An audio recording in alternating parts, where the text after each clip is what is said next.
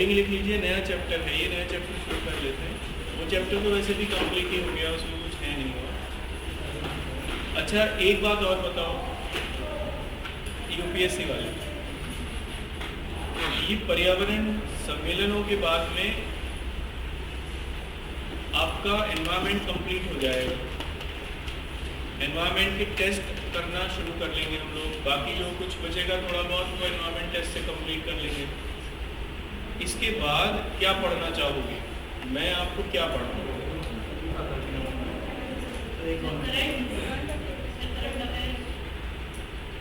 Current affairs, current affairs एक पंखुड़ी जैन है, पंखुड़ी जैन जो कि समाज कल्याण अधिकारी है, वो पढ़ाएंगे आपको यहाँ।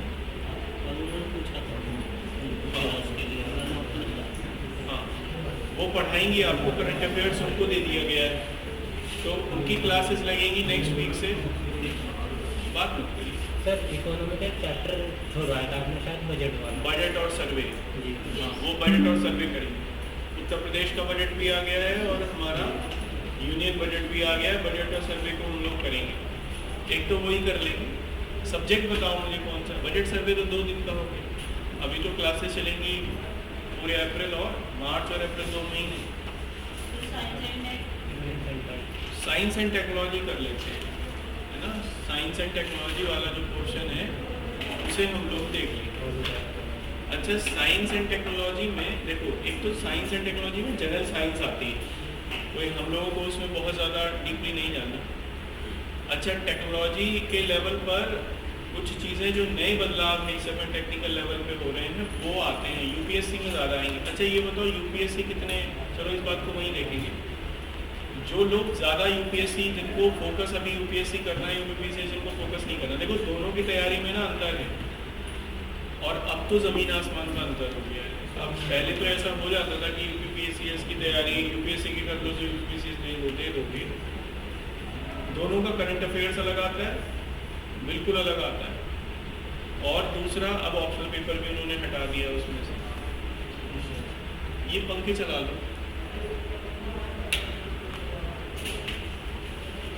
तो एक ये है, तो हमें ना करंट अफेयर्स भी आप लोगों को थोड़ा सा देखना पड़ेगा। पंखुड़ी जैन मैम को मैंने यही बोला है कि ज़्यादातर बच्चे जो हैं वो यूपीपीसीएस वाले हैं, यूपीएससी वाले कम हैं। एक मैं आपसे और बात करूंगा,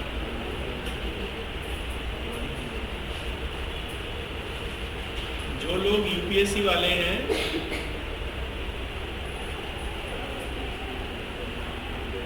वो लोग ना तो परेशान हो ना घबराएं। एक चीज जरूर ध्यान में रख लें, अटेम्प्ट वेस्ट मत करना। तैयारी अगर हो अच्छी, पेपर तभी देना।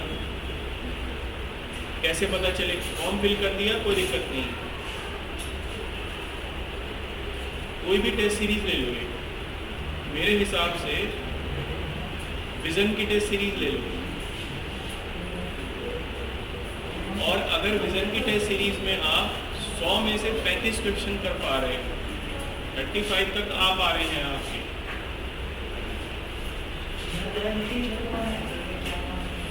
क्लास मार के है। अगर 100 में से 35 कर पा रहे हो तो पेपर देने जाना, 100 में से 35 नहीं कर पा रहे तो पेपर देने मत जाना। यूपीएससी वाले अटेम्प्ट काउंट हो जाएगा, और सरकार इस बार घटा के 3 अटेम्प्ट करने वाली है श्योर शॉट।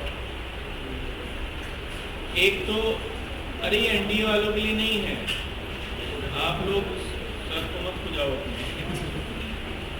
यूपीएससी वालों के लिए। तो एक ये है कि अगर नहीं अभी आपका तैयारी से आप बिल्कुल है, और तैयारी का मेरा मतलब यहाँ से प्रीलिम्स की तैयारी से नहीं है, हाँ, क्योंकि मान लो अगर किसी वजह से प्रीलिम्स हो भी गया तो ये क्या होगा, तब भी अटेम्प्ट काउंट हो जाना है। तो एक ये चीज़ आपको जरूर ध्यान में रखनी है। तो मैंने पंखुड़ी मैम से यही कहा, मैंने कहा आप ना करंट अफेयर्स ले लो, उनको वो खुद समाज कल्याण अधिकारी हैं, फिर अभी दे रही हैं यूपीएससी, यूपीपीसीएस भी देंगी वो, करंट अफेयर्स तैयार करेंगी।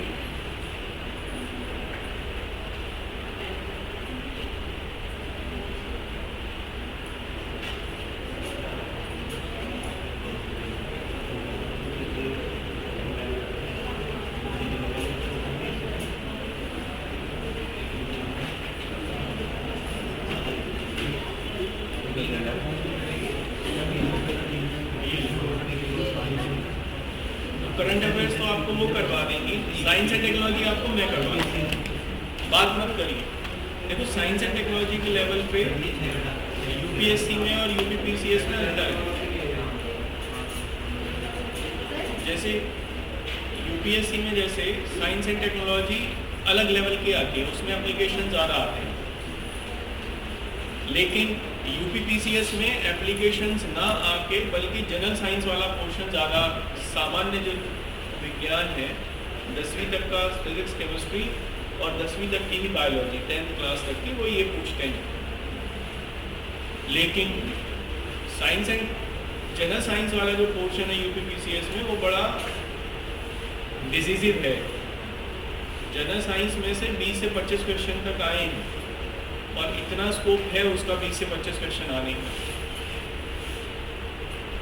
अगर जनरल साइंस आपका ठीक है तो यूपीपीसीएस क्लियर हो जाएगा, क्योंकि वो वहाँ बहुत डिसीजिव रोल प्ले कर देता है, जनरल साइंस और करंट अफेयर्स।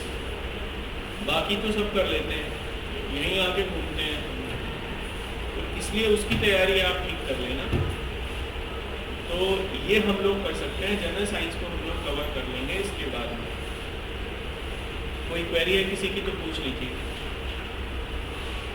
तो सर अगले साल देने में फ़ायदा है अगर तैयारी के लिए नोट्स ही बने हुए हैं, रिवीजन हुई नहीं एक बार भी? नोट्स भी नहीं बने आपके ना? नहीं, माइनर रह रहे हैं, माइनर सब्जेक्ट रह रहे हैं सर। मैंने इधर बुक से कर लिए थे इधर उधर से।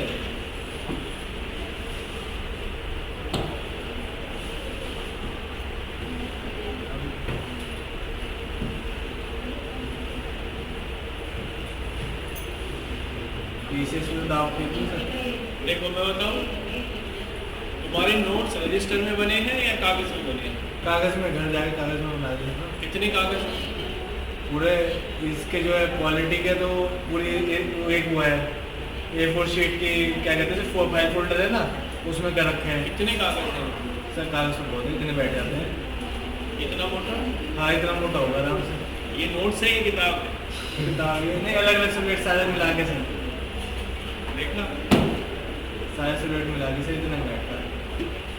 तुम जिस स्कूल में भी पढ़ रहे हो ना, एक तो मैं इसका मास्टर हूँ, तो पता ही है। ऊपर से दूसरा ये है कि मैंने तो कम से कम 10 साल वहाँ बिताए हैं जिस उस कुर्सी पर। मुझे शक्ल देख के पता चल जाता है, मुझे बताने की ज़रूरत नहीं। फिर बता रहा हूँ, मुझे सबका पता है, इसीलिए बार बार कह रहा हूँ। और मुझे उस एग्ज़ाम का भी पता है बहुत अच्छे से, इसलिए कह रहा हूँ अटेम्प्ट वेस्ट मत करना। कोई भी है दम तुम लोगों में कर लोगे, लेकिन इस समय नहीं, अगले साल। अभी तैयारी को अपनी और रिफ्रेश करिए। जब नोट्स रह जाए केवल 10 पेज के, नोट्स 10 पेज के होते हैं, 10 पेज 100 पेज के नहीं होते। मॉडर्न हिस्ट्री के 10 मॉडर्न हिस्ट्री के भी 10 पेज के नहीं होंगे। मॉडर्न हिस्ट्री में 10 तो चैप्टर ही नहीं है। मॉडर्न हिस्ट्री में कितने चैप्टर हैं? 30-32 चैप्टर हैं। तुम कैसे 30-32 चैप्टर को 10 पेज में खत्म कर दोगे? चार्ट बना रखा है सर मैंने। इससे नहीं होगा ना। मैं तुमसे एक सवाल पूछूं, नहीं बता पाओगे, और तुम्हारे नोट्स में भी नहीं मिलेगा वो। तो फिर कैसे नोट्स बन गए तुम्हारे? नोट्स वो होते हैं जिसमें से कोई चीज़ ना मिस हो, सब समाहित हो जाए, और वो बहुत ज़्यादा बड़े ना हो, क्रिस्पी हो, कंपाइल हो, उन्हें नोट्स कहते हैं। और ये कब बनते हैं? ये तब बनते हैं जब तैयारी बिल्कुल लास्ट पेज में हो जाती है, नहीं तो किताबें लिखी जाती हैं। मैंने खुद किताबें लिखी थी, रजिस्टर पे रजिस्टर। मेरा एक जो पेन का ये सिक्का होता था ना, ये एक दिन ही चलता था, सुबह से शाम तक लिखता ही रहता था। केवल एक लाभ हुआ उसका कि मुझे लिखना आ गया, नहीं तो मुझसे लिखना भी नहीं आता और कोई फ़ायदा नहीं हुआ उसका। केवल यही फायदा हुआ होगा, तुम्हें लिखना आ गया होगा, बाकी और कुछ नहीं हुआ। अब और कुछ करने के लिए आगे जाना पड़ेगा। तो ये ना ये चलता रहेगा, स्टेप अप, ये चीज़ें चलती रहेंगी, इसको अभी चलाना है। उसके बाद आपको अपनी तैयारी में चीज़ें समझ में आएंगी कि कैसे होती है। अभी तो जस्ट शुरुआत भी नहीं है आपकी, इसलिए इसे कंप्लीट मत मान लेना। मैं बोल रहा हूँ शुरुआत नहीं है, शुरुआत उस दिन होगी जिस दिन आपको क्लैरिटी हो जाएगी कि क्या पढ़ना है और क्या नहीं पढ़ना। अभी आपको ये भी नहीं पता कि क्या पढ़ना है और क्या नहीं पढ़ना, क्योंकि ये पता करने में ही 2 साल लग जाते हैं, 3 साल। लोग 3 अटेम्प्ट खत्म कर देते हैं अपने, तब उनको ये पता चलता है कि क्या पढ़ना है क्या नहीं पढ़ना। कोचिंग में जाने की वाली तो बात भूल जाओ। कोचिंग में तो गए सीधे और उन्होंने अपना काम खत्म किया, उसके बाद कुछ नहीं, पैसे लिए, काम खत्म किया, 2-4 किताबों के नाम रट लिए आपने, नेता बन गए, बस इसके अलावा कुछ नहीं होता वहाँ। फिर उसके बाद क्या होगा, आपको अकल आएगी। अकल तब आएगी जब वापस लौट के घर आ जाओगे, पैसे दे होंगे नहीं कोचिंग में देने के लिए, अब घर आ जाओगे, घर वाले कहेंगे पता क्या है, तो वो फिर वो तुम कहोगे कि अब स्टडी हमारी सेल्फ स्टडी चलेगी। फिर सेल्फ स्टडी में ना, फिर अब सेकेंड स्टेज बता रहा हूँ, सेल्फ स्टडी में फिर किताब लिखना शुरू करोगे, ये किताब वो किताब, ये किताब भी ले आओ, वो भी ले आओ, किताबों का ना लगना शुरू हो जाएगा गड्ढा, और रजिस्टरों का गड्ढा लगना शुरू हो जाएगा, पेंसिलों का गड्ढा लगना। फिर अपने आप में मंत्रमुग्ध होना शुरू हो जाओगे, अरे मैंने तो 4 रजिस्टर भर दिए, मैंने तो 8 घंटे नोट बना लिए, मैंने तो 10 घंटे नोट्स बना लिए, मैंने तो इस किताब को 4 बार पढ़ लिया। दूसरी स्टेज है ये, लेकिन ये भी 0। क्यों? जब पेपर सॉल्व करने बैठोगे तो 100 में से 30 ही हो पाएंगे, और 30 से ऊपर नहीं जाएगा स्कोर। स्कोर पहुंचाना है 100 में से कट कटा के 55-60। अब फिर समस्या आ गई, अब यहाँ से रास्ता चलता है। जो लोग सीरियस होते हैं वो अपने रास्ते को यहाँ से बना लेते हैं फिर, क्योंकि अब उनकी वो स्टेज आ गई कि उनको पता चल जाएगा, एक आधा अटेम्प्ट दे चुके होंगे, पता चल जाएगा उनको क्या करना है, क्या पढ़ना है और क्या नहीं पढ़ना। जो दूसरे वाले हैं वो नेता बन जाते हैं यहीं से, वो फिर लोगों को बताते हैं ये करना, मैंने यही करा था। ये दूसरा रास्ता होता है। इसलिए अभी आप लोग जो भी जिनको भी ये लग रहा है कि हमारी तैयारी बहुत अच्छी है, सेकेंड स्टेज तक पहुंचे होंगे या उससे थोड़ा बहुत आगे, जहां उनको क्लैरिटी आनी शुरू हो गई होगी कि हाँ ये पढ़ लेना है। तैयारी कंप्लीट नहीं हुई, तैयारी उस दिन कंप्लीट मान लेना जिस दिन मेंस का एक टेस्ट सीरीज कंप्लीट लगा चुके हो। वही रोकेगा, इसे तुमसे नहीं रोकेगा, ये इसकी एक पैर खराब है।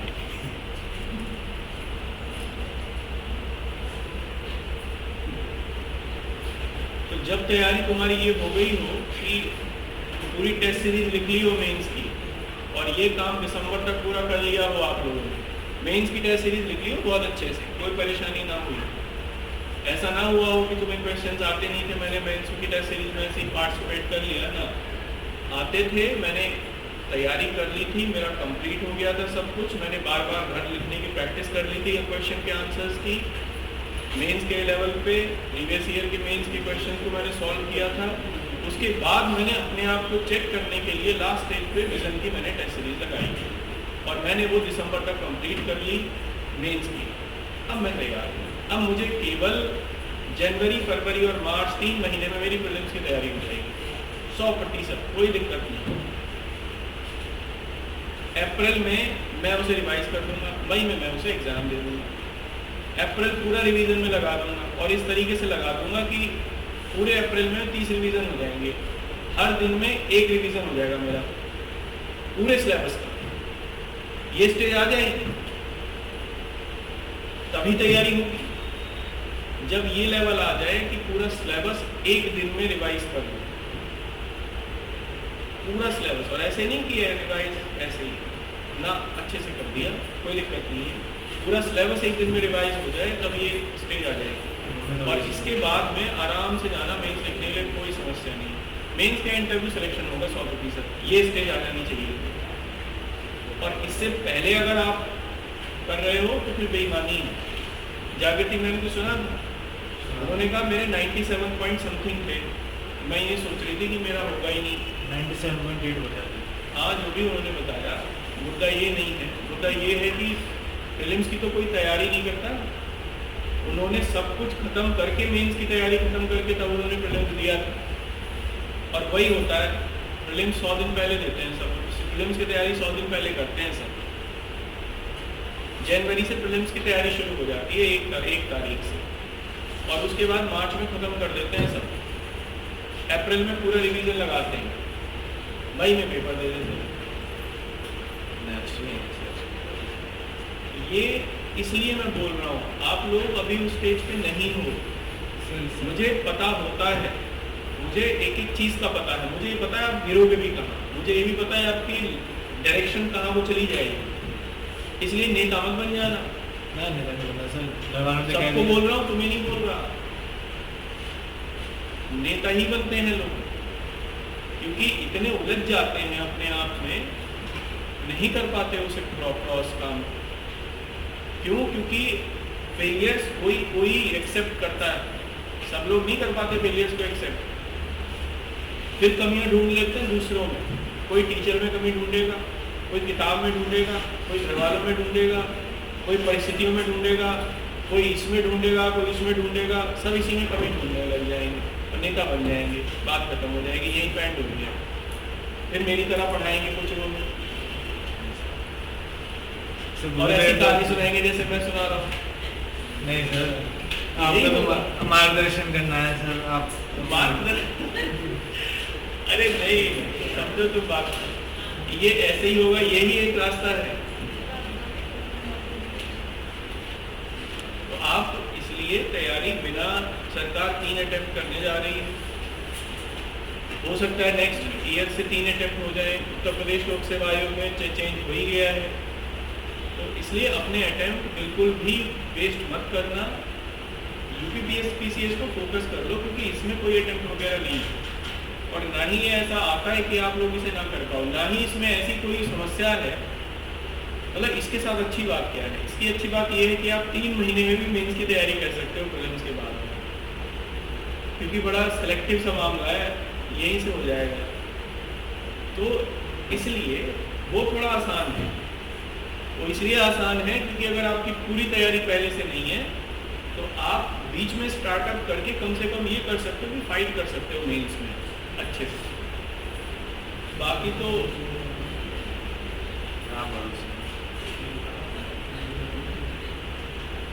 घर वालों ने भी कह दिया ना, कह रहे कि जुलाई से अपनी जॉब देख रहे। मैंने कहा मम्मी 1 साल का भी हुआ है कोचिंग को, जॉब अभी कहाँ से जॉब पे डाल लो, 1 साल हो गया। ये तो नहीं कहा शादी कर देंगे। शादी करने की नहीं, ये कहा था छुपा रहे हो लेकिन नहीं सर, वो तो घर वाले उनका तो ये कहना है कि एक बार सेटल हो जाए तब कर लियो आराम से। हाँ नहीं, ये भी कह दिया होगा कि भाई देख ले, तो फिर हम तो कर देंगे, हमारी जिम्मेदारी है, खत्म करें हम तो। वो नहीं कर सकते। घर वाले ये कह रहे हैं कि पहले सेटल हो जाए कहीं से अच्छे से। चलो क्या, कोई बात नहीं, तुम देख लो इस चीज़ को। पर मैं यही कहूँगा कि तैयारी अपनी ठीक करके ही पेपर देना है। चलो पर्यावरण सम्मेलन और समझौते वगैरह देखते हैं। देखो, सबसे पहले 1972 में स्टॉकहोम में सम्मेलन हुआ।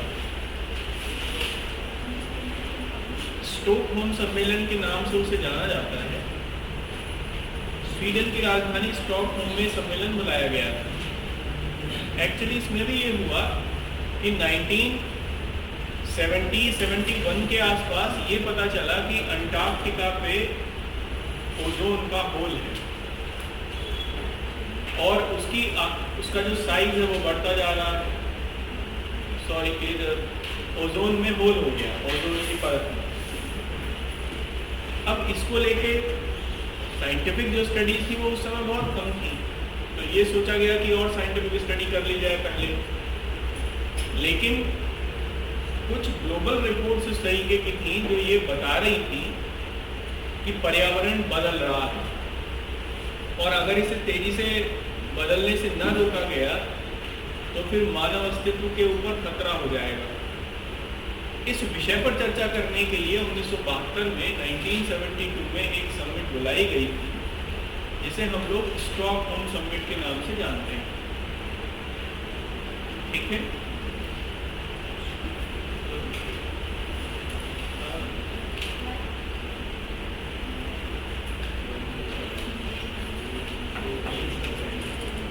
आप इसमें लिखो अगले पॉइंट में, मतलब पहला हेडिंग लिख लो स्टॉकहोम सम्मेलन, स्टॉकहोम समिट। तो लिखना जलवायु परिवर्तन पर चर्चा के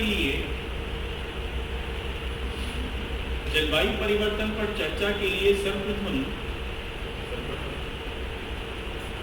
इस सम्मेलन को बुलाया गया। This summit was convened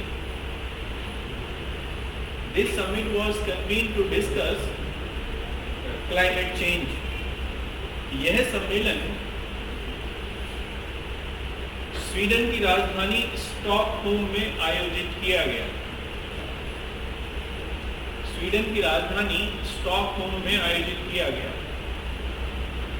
Summit convened in Stockholm, the capital of Sweden, जिसमें विश्व के 72 देशों ने हिस्सा लिया। Total 72 nations took part in it. 72 nations took part in it. ठीक है, अब देखो इस सम्मेलन में ये तो मान लिया गया कि जलवायु परिवर्तन से संबंधित समस्याएं हैं, लेकिन यह भी माना गया कि सभी देशों को इसमें पार्टिसिपेट करने की जरूरत है, भागीदारी सुनिश्चित करें और जलवायु परिवर्तन को कंट्रोल करने का प्रयास करें, और इसके लिए और स्टडीज होनी चाहिए, ये भी स्वीकारोक्ति बन गई, क्योंकि अभी तक ये नहीं पता था कि वास्तव में हो भी रहा है, नहीं हो रहा है जलवायु परिवर्तन, या पर्यावरण का क्षरण है तो किस लेवल पर है, उसका स्तर क्या है। क्योंकि विकसित देशों का ये कहना था इस सम्मेलन में कि विकासशील देश जो कि संख्या में ज़्यादा है, वहाँ जनसंख्या भी ज़्यादा निवास करती है, इसलिए वो ज़्यादा पॉल्यूशन करते हैं। विकासशील देशों ने ये कहा कि पॉल्यूशन तो तुम्हारी ही देन है, औद्योगिकरण तुम्हारा हुआ, इंडस्ट्रियलाइजेशन तुमने किया, जलवायु परिवर्तन के लिए आप ही जिम्मेदार हो, इसलिए आप ही संभालो इसे, हम लोग गरीबी को संभाल लें पहले। दोनों में किसी प्रकार का कोई सामंजस्य नहीं बन पाया, लेकिन इस बात पर जरूर एक सहमति बन गई कि आगे फ्यूचर में हम लोग इसके लिए तैयार हैं, इसको फॉलो अप करेंगे। 20 साल बाद एक नई शिखर सम्मेलन आयोजित करने के ऊपर भी सहमति बन गई, जो कि फिर 1992 में आयोजित किया गया रियो में। इसे प्रथम पृथ्वी शिखर सम्मेलन का नाम भी फिर दिया गया। तो आप अगले पॉइंट में लिखना कंटिन्यूएशन में, इस सम्मेलन में यद्यपि जलवायु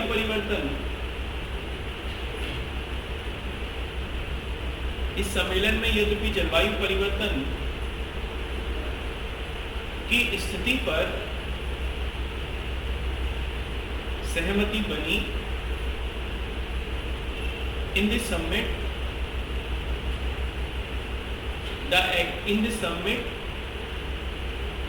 the consent was made that there is climate change, परंतु इसके स्तर को ज्ञात करने के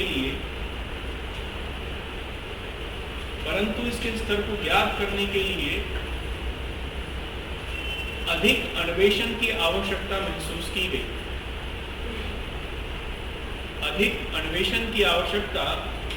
महसूस की गई। But more research were needed, अन्वेषण माने research, but more research were needed to get more clarity, to get the more clarity on it, to get the more clarity on it, ठीक है। इसलिए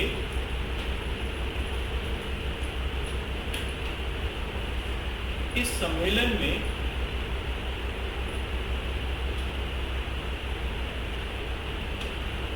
पर्यावरण अन्वेषण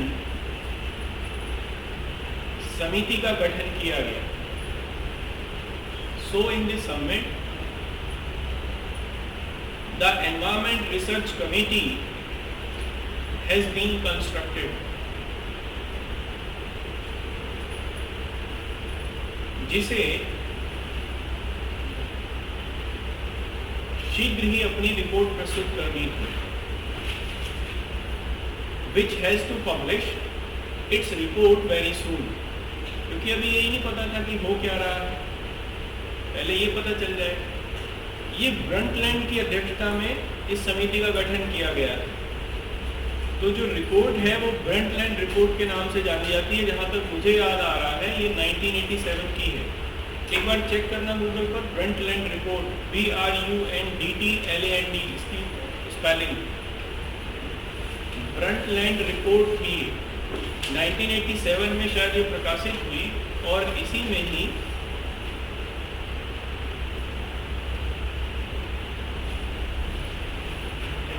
जलवायु परिवर्तन के बारे में बताया गया। कब की है? 1987 कह सकते हैं। 87 की है ना, तो लिखो अगले पॉइंट। इस समिति की अध्यक्षता साइंटिस्ट ब्रंटलैंड द्वारा की गई। This committee was chaired by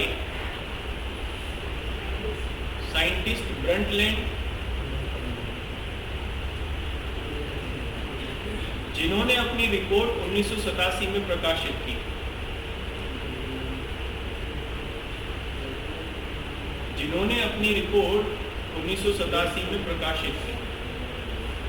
Who published their report in 1987, और इसका शीर्षक था अवर कॉमन फ्यूचर, हमारा साझा भविष्य। ये कई बार पूछा है। इन्होंने कई सारी बातें इसमें रिपोर्ट में कही थी, और बाद में इन्हीं बातों को आधार मानकर आगे के जो पर्यावरण सम्मेलन है वो आगे चले। तो लिखो इसको, टाइटल क्या था? हमारा साझा भविष्य। लिखो इसे। इस रिपोर्ट का शीर्षक हमारा साझा भविष्य। The title of this report were our common future, our common future. ठीक है। जब ये रिपोर्ट आ गई 87 में, तो फिर इस रिपोर्ट पर चर्चा करने के लिए कनाडा के टोरंटो शहर में एक सम्मेलन बुलाया गया, जिसे टोरंटो सम्मेलन के नाम से जानते हैं। 1988 में वो सम्मेलन बुलाया गया। तो नेक्स्ट लिखिए, अगला हेडिंग टोरंटो सम्मेलन, टोरंटो समिट 1988।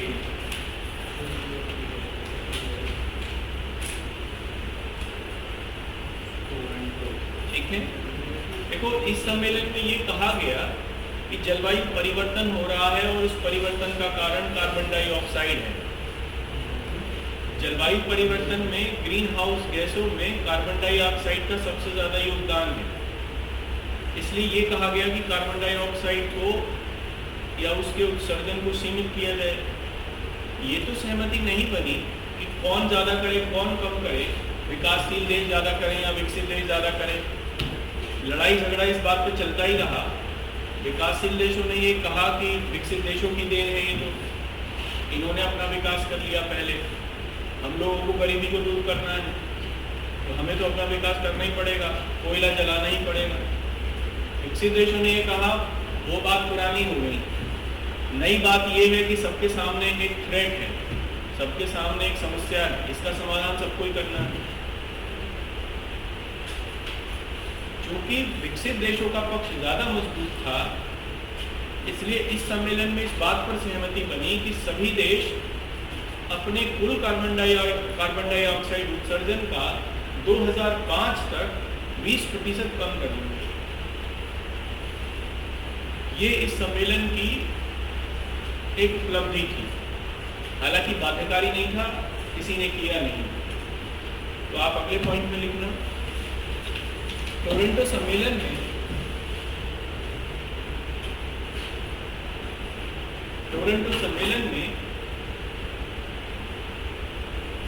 सभी देशों द्वारा यह प्रस्ताव स्वीकार किया गया कि वर्ष 2005 तक सभी देश अपने कुल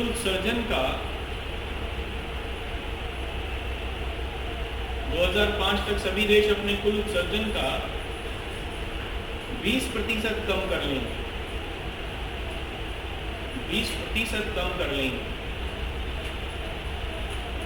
ठीक है।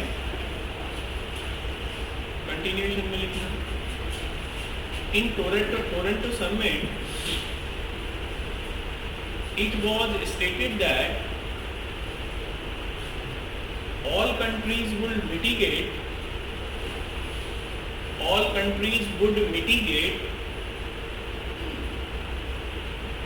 20% of their carbon dioxide emission, 20% of their carbon dioxide emission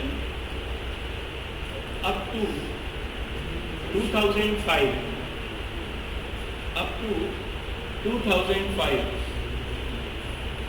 note करके लिखिए।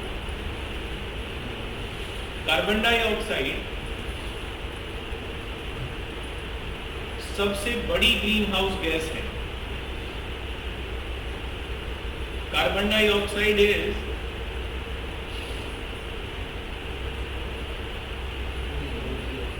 The largest greenhouse gas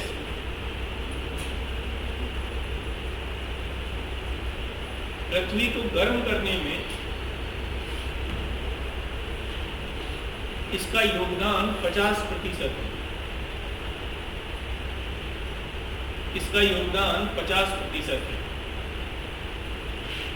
Its contribution is 50%.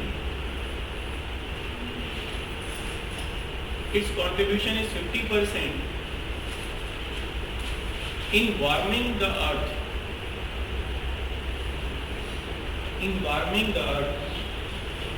ठीक है। अच्छा, कौन ऐसा है आप में से जो कार्बन डाइऑक्साइड को नहीं जानता?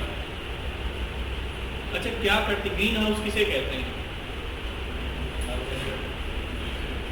ग्रीन हाउस गैस किसे कहते हैं? मिलिट्री वाले ना बहुत झूठे पड़ेंगे इस बात पे। मैंने दिया है उसका SSD, मुझे पता है क्या होता है। वहाँ लात मार के बाहर निकाल देते हैं वो। पहले सुनना और फिर उसके बाद रिएक्शन करना, ठीक है। इसलिए मिलिट्री वाले जो NDA और CDS वाले हैं, वो अपने सुनने, समझने और सोचने की क्षमता को ज़्यादा विकसित कर लें। ये पढ़ाई लिखाई केवल प्रिलिमिनरी तक काम आएगी, SSB में इसका कोई मतलब नहीं है। SSB में आपका ये अटेंशन काम आएगा, आप कितने अटेंटिव। जब आपको वो वीडियो दिखाएंगे साइको टेस्ट में, तो अटेंट रहिए, क्या कहा जा रहा है, कितना कहा जा रहा है, इसको सुनिए। ये तो पक गए, पक इसलिए गए क्योंकि इनके खांचे तो बन गए, तुम्हारे खांचे बन रहे हैं। तो उन खांचों को ऐसा बना लो कि उसमें आदत ढंग की हो जाए, ठीक है। अब इनके तो नहीं बदलेंगे, इनके तो बन गए जैसे बनने, तुम्हारी एज में आके बन जाते हैं स्कीमास। खांचे होते हैं दिमाग में, होते हैं नहीं। बूढ़े आदमी को तुम बदल लोगे? कोई उसने गलती से अगर ना कह दिया किसी चीज को तो वहां कहेगा ही नहीं, चाहे उसे खुद पता चल जाए कि तू गलत है, लेकिन वो हाँ कहेगा ही नहीं। क्यों? क्योंकि जो उसके स्कीमाज हैं वो बदल गया, वो ये मानेंगे ही नहीं कि तू गलत है। इनके तो अब उसी वाला रास्ता है इनका तुम्हारा। चलो खैर, नोट करके लिखो ग्रीन हाउस होता क्या है। देखो, ग्रीन हाउस एक ऐसे घर को कहते हैं जिसमें अल्ट्रावायलेट रेडिएशन आता तो है लेकिन लौट के नहीं जाता। ऐसे घर को हम लोग ग्रीन हाउस कहते हैं। तो कार्बन डाइऑक्साइड क्या करती है, पृथ्वी पे अल्ट्रावायलेट रेडिएशन को आने तो देती है, पर टेरेस्ट्रियल रेडिएशन को, अल्ट्रावायलेट नहीं टेरेस्ट्रियल रेडिएशन, पार्थिव विकिरण को आने तो देती है लेकिन लौट के नहीं जाने देती, रोकती है यहाँ पर। इसलिए पृथ्वी को गर्म करने में उसका योगदान है। अगर कार्बन डाइऑक्साइड ना होती तो पृथ्वी का जो वायुमंडल है वो -18 डिग्री सेल्सियस पर होता, इतनी ठंडी हो गई होती। लेकिन ये गर्म है कार्बन डाइऑक्साइड की वजह से। तो ग्रीन हाउस गैस वो गैस होती है, या ग्रीन हाउस प्रभाव वो प्रभाव है जिसमें पार्थिव विकिरण, सूर्य का सोलर रेडिएशन कहते हैं, सौर विकिरण, सौर विकिरण आता तो है लेकिन लौट कर नहीं जाता। लौट कर जो आता है उसे कहते हैं सोलर रेडिएशन, जो लौट कर जाता है उसे कहते हैं टेरेस्ट्रियल। ठीक है, उसको रोक लेती है, सोलर विकिरण को रोकेगी तो इस एरिया को गर्म करेगी। अगर सोलर रेडिएशन रुकेगा तो गर्म होगा। इसी को हम लोग ग्रीन हाउस कहते हैं। देखा नहीं है आपने, वो खेतों में किसान बना लेते हैं ग्रीन हाउस पॉलीथीन से। पॉलीथीन यही तो काम करती है, वो सोलर रेडिएशन को आने देती है लेकिन लौट के नहीं जाने देती। इसलिए उस एरिया का जो टेम्परेचर है वो इंक्रीज रहता है। कार में भी यही होता है, शीशा यही काम करता है, कांच कार का। इसी को हम लोग ग्रीन हाउस प्रभाव कहते हैं। तो लिखो इसे। सामान्यतः ग्रीन हाउस प्रभाव, जनरली ग्रीन हाउस इफेक्ट, सामान्यतः ग्रीन हाउस प्रभाव वह प्रभाव है जिसमें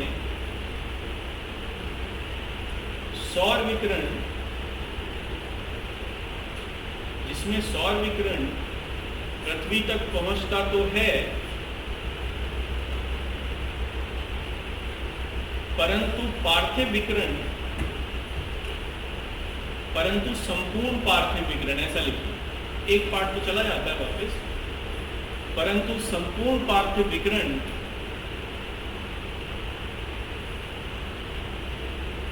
वापस वायुमंडल में नहीं पहुंच पाता।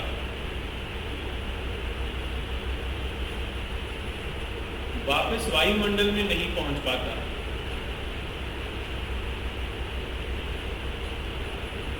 इस प्रकार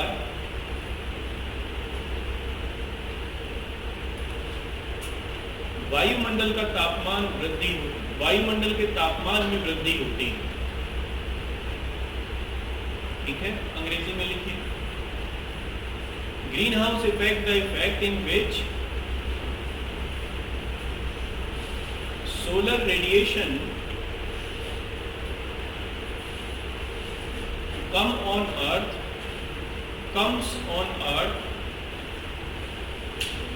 but could not able to radiate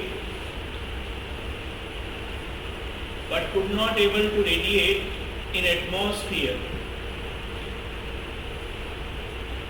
So a part of terrestrial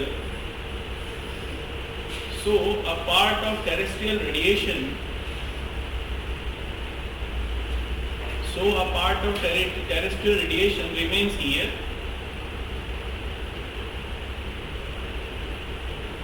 which warms the earth. इसी प्रभाव को ग्रीन हाउस प्रभाव कहते हैं, and this effect is known as green house effect. अब जो गैसें रिस्पॉन्सिबल हैं, जो गैसें इस काम को करती हैं, उन्हें हम लोग ग्रीन हाउस गैस कहते हैं। यानी वो गैसें जो सोलर रेडिएशन के लिए ट्रांसपेरेंट और टेरेस्ट्रियल रेडिएशन के लिए नॉन ट्रांसपेरेंट होती हैं, वो ग्रीन हाउस गैस कहलाती हैं। Water vapour, carbon dioxide, methane, ये 3 सबसे बड़ी ग्रीन हाउस गैसेस हैं। लिखो इसे।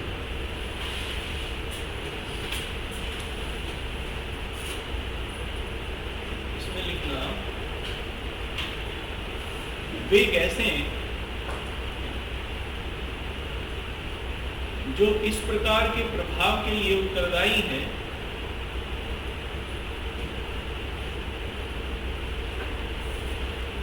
वे गैसें जो इस प्रकार के प्रभाव के लिए उत्तरदायी हैं, ग्रीन हाउस गैसें कहलाती हैं। The gases which are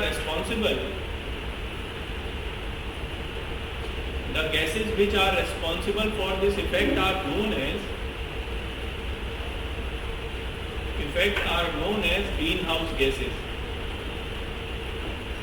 ठीक है, किसी को कोई समस्या समझने में यहाँ तक? अगले पॉइंट, पृथ्वी शिखर सम्मेलन 1992, अर्थ समिट, फर्स्ट अर्थ समिट, प्रथम पृथ्वी शिखर सम्मेलन को लिखना है। प्रथम पृथ्वी शिखर सम्मेलन 1992, फर्स्ट अर्थ समिट 1992।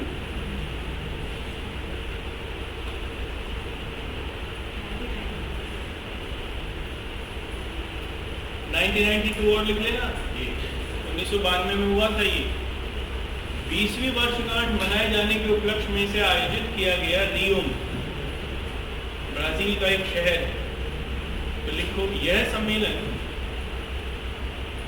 स्टॉकहोम सम्मेलन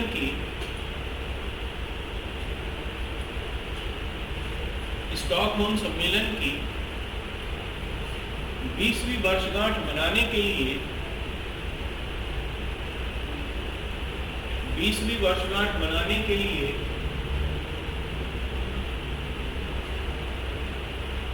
ब्राजील के शहर रियो में आयोजित किया गया। ब्राजील के शहर रियो में आयोजित किया गया। This summit convened in Rio, a city of Brazil, to celebrate the 20th anniversary of Stockholm Summit,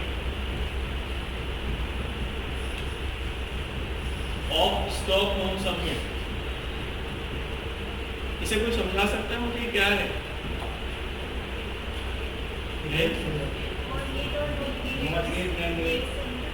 gate है ये, और ये क्या है?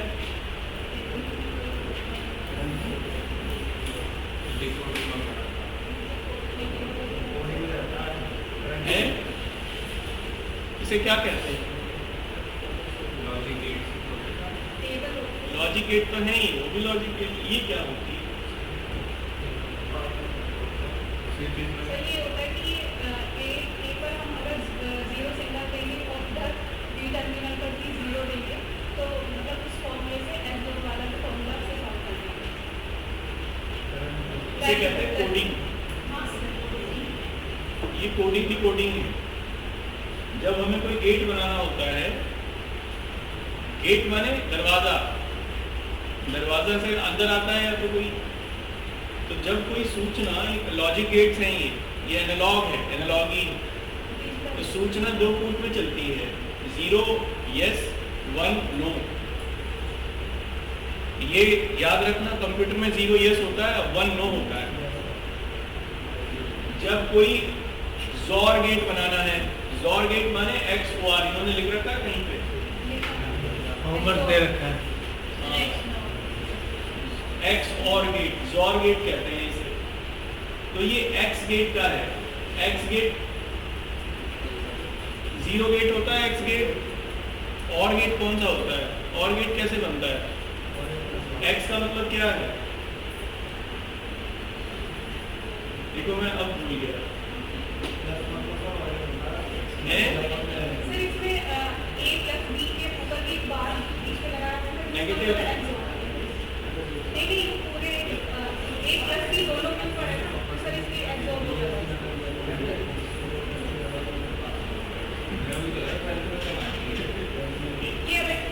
दूसरी टाइप है चलो कह लिए उसके हैं ये, हाँ ये इसमें ये पढ़ा रहे होंगे कुछ, क्या पढ़ा रहे होंगे इसमें? BCA वालों को पढ़ा रहे होंगे।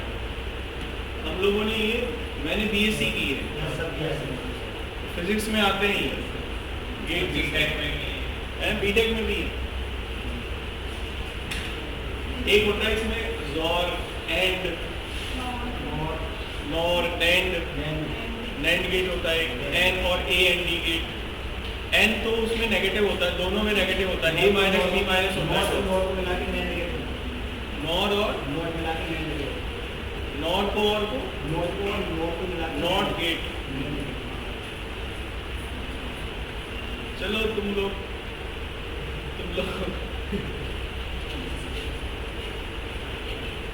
वैसे तुम लोगों को भी पढ़ाया जाता है ये, NDA वालों को ना, जो आप 3 साल पढ़ाते हैं 4 साल में, 4 साल में पहले वो पढ़ाते हैं, फिर उसके बाद डिग्री देंगे तुम लोगों को बैचलर की। तो कुछ लोगों को जो उनका मैथ्स वगैरह ठीक होता है उनको इंजीनियरिंग में भेज देते हैं, तो जवाहरलाल नेहरू यूनिवर्सिटी से इंजीनियरिंग कराई जाती है NDA वालों को, JNU से, और JNU से फिर वो करते हैं BA ऑनर्स इंजीनियरिंग में। तब उन लोगों को फिर राडार वगैरह सेगमेंट में रखा जाता है, शिप्स के राडार सेगमेंट, यही सब तो चलता है वहाँ पे। चलो खैर, इसमें तो मैं ऐसे ही चला गया, तुम बताओ कहाँ पे? हाँ उसमें लिख के आ रहे थे, कंप्लीट हो गया था, 20वीं वर्षगांठ आयोजित हो गई। चलो अगले पॉइंट पे लिखना। देखो इसमें क्योंकि ये 1992 में हुआ और 21वीं शताब्दी आने वाली थी 10 साल बाद, और ये कह रही थी कई सारी रिपोर्ट, जैसे ब्रंटलैंड रिपोर्ट में भी कहा गया, टिकाऊ विकास की कॉन्सेप्ट ब्रंटलैंड रिपोर्ट में आई, ये और लिख लो उसमें। सस्टेनेबल डेवलपमेंट की कॉन्सेप्ट ब्रंटलैंड रिपोर्ट में सबसे पहले दी गई थी। टिकाऊ विकास शब्द का सबसे पहले प्रयोग ब्रंटलैंड रिपोर्ट में किया गया था 1987 में। बाद में टिकाऊ विकास को ऑथराइज लेवल पर 1992 की समिट में रखा गया, और एजेंडा 21 टिकाऊ विकास से ही संबंधित था। एक एजेंडा घोषित किया गया, कार्य योजना घोषित की गई, जिसे एजेंडा 21 के नाम से जानते हैं। 21 माने 21st सेंचुरी, और वो एजेंडा क्या था? वो था टिकाऊ विकास, सस्टेनेबल डेवलपमेंट। सबसे पहले कहाँ आया? तो सबसे पहले ब्रंटलैंड रिपोर्ट में जिक्र किया गया था। तो लिखो, इस समिट में टिकाऊ विकास की संकल्पना को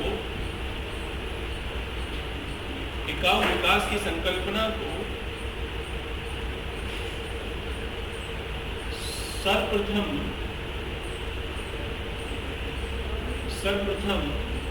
वैश्विक लेवल पर रखा गया। In this report, in this summit, firstly, the concept of sustainable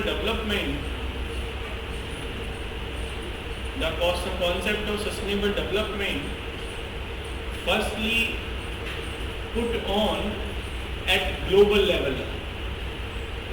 agenda 21 टिकाऊ विकास से ही संबंधित है। Agenda 21 is related with sustainable development,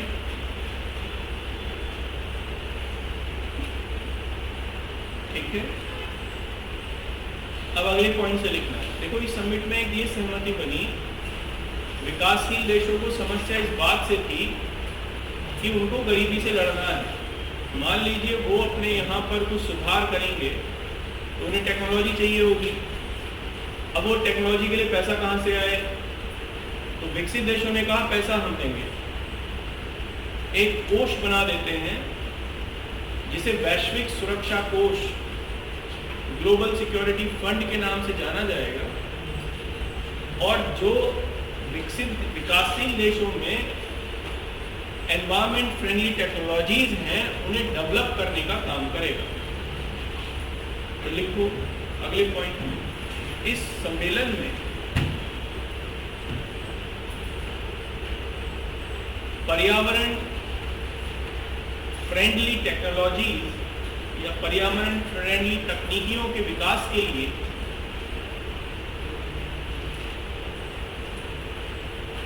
global सुरक्षा कोष बनाने पर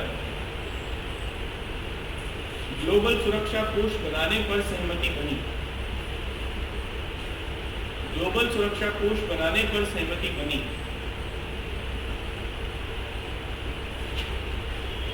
A consent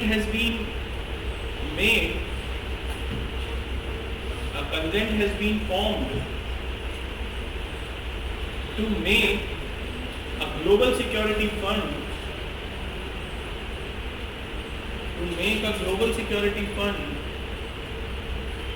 to develop environment friendly technologies in developing nations.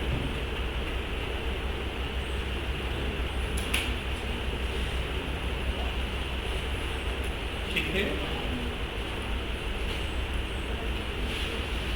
देखो इस सम्मेलन में ये और डिसाइड हुआ कि सभी देश प्रत्येक वर्ष सम्मेलन आयोजित करेंगे एनवायरमेंट का, जिसे कॉन्फ्रेंस ऑफ पार्टीज का नाम दिया जाएगा, कोप जिसे हम लोग कहते हैं। कोप की समिट देखी होंगी आपने, अभी 26 हुई है शायद, 27 हुई, अब 28 होगी, 28 होगी यूएई में, 27 शर्म अल शेख में हुई है, इजिप्ट में। तो ये इसी में ही निर्धारित हुआ। तो लिखो अगले पॉइंट में, इस सम्मेलन में यह निर्धारित हुआ कि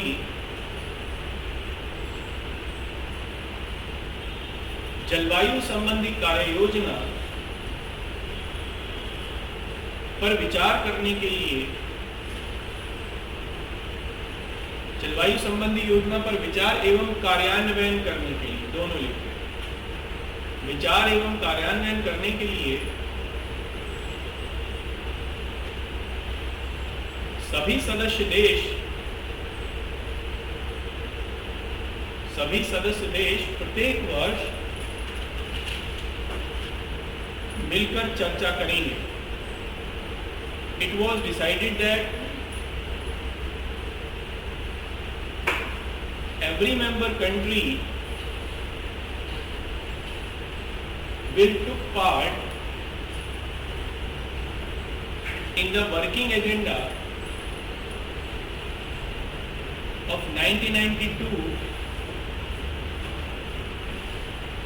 which would be conducted every year. इसे कॉन्फ्रेंस ऑफ पार्टीज का नाम दिया गया। इसे कॉन्फ्रेंस ऑफ पार्टीज का नाम दिया गया। It was known as COP, COP।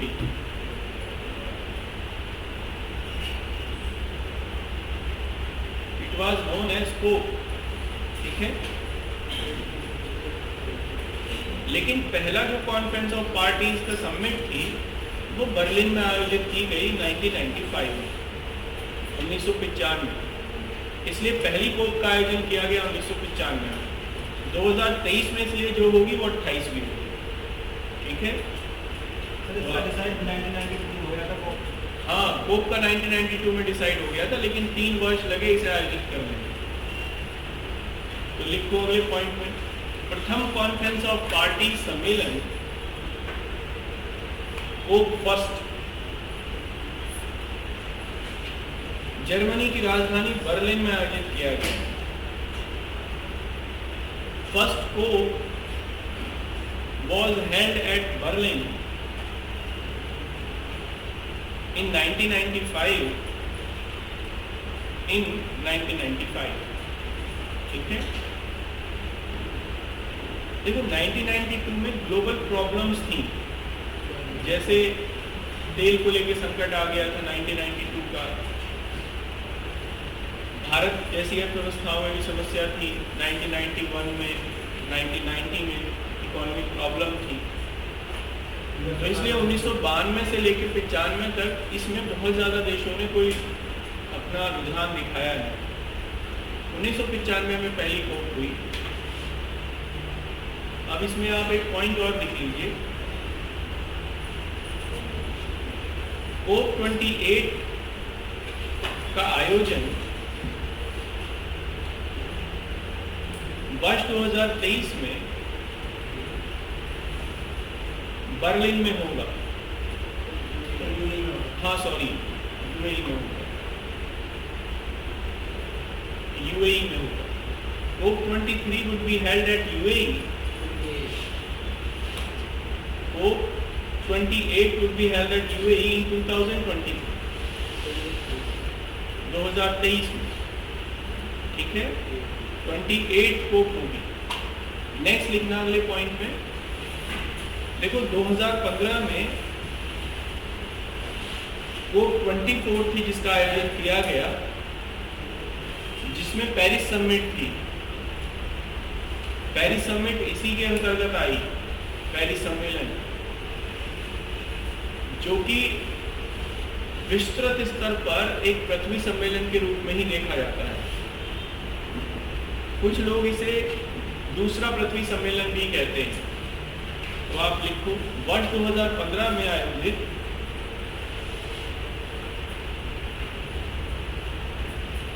Paris summit या पेरिस सम्मेलन, पेरिस सम्मेलन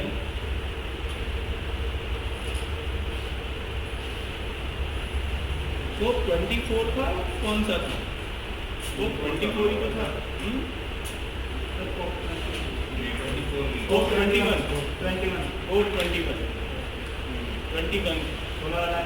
हाँ, COP21 था, ठीक है। इसमें COP21 लिख लीजिए। The Paris Summit in 2015, the Paris Summit of 2015 were COP21, इसमें वैश्विक स्तर पर सतत विकास लक्ष्यों की घोषणा हुई। कितने हैं सतत विकास लक्ष्य? 17 लिख लीजिए ब्रैकेट में। 17 सतत विकास लक्ष्यों की घोषणा हुई। In it the 17 sustainable development goals, 17 sustainable development goals has been declared। कौन कौन से हैं? चलो ये मैं आपको कल लिखवा दूंगा, 17 के 17 लिखवा दी मैंने। हाँ तो लिखवा रखे हैं, तो फिर उनको एक बार देख लेना।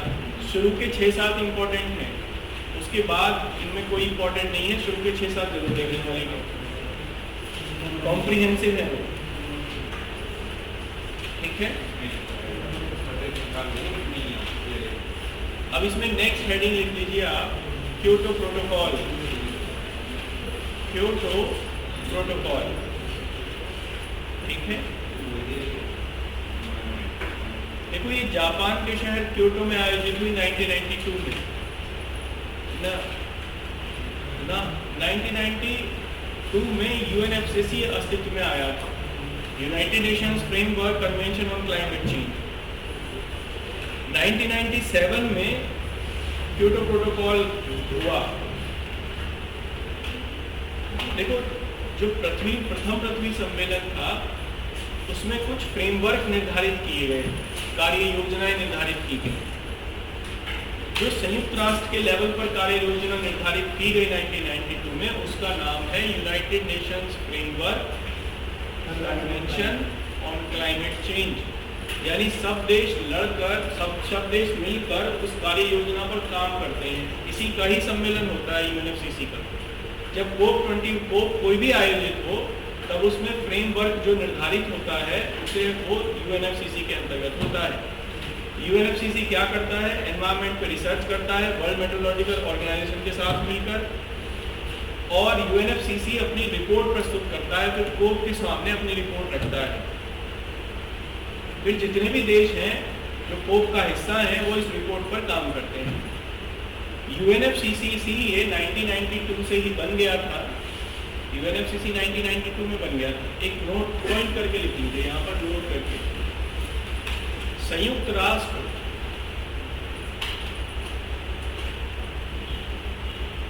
पर्यावरण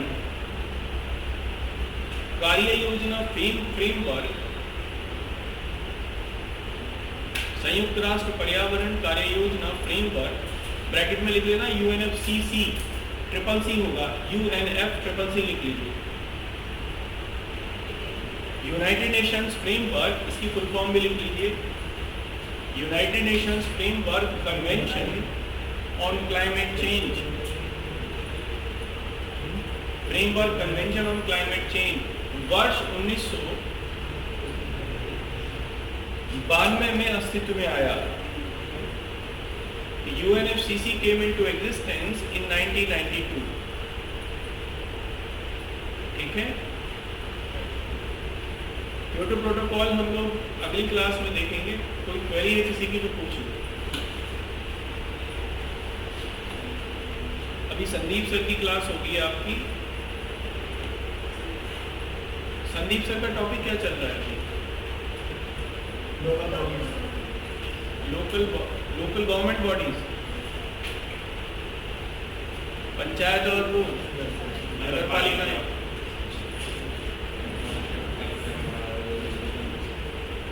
आपके टेस्ट में पॉलिटी के क्वेश्चंस डालना शुरू करते हैं अब।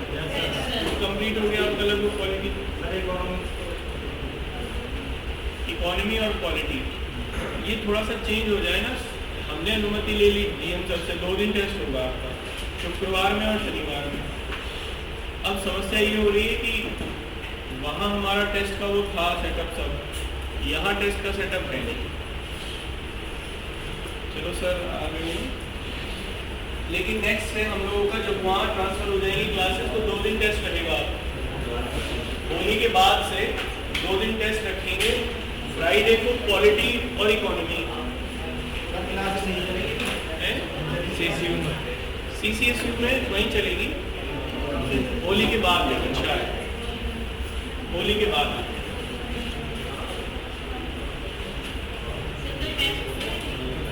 कल कह नहीं सकता, पता चल जाएगा, लेकिन मैं आपको शायद मुश्किल है टेस्ट का कल, क्योंकि कुछ काम है, रवि का शायद बना नहीं पा रहे टेस्ट अभी आपके चलते। फिर यहाँ आयोजित कैसे करेंगे, वहाँ से कौन छुटवा के लाएगा हम लोग का।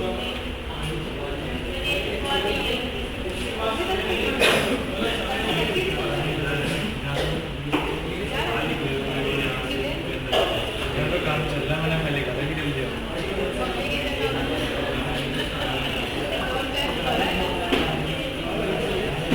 क्या?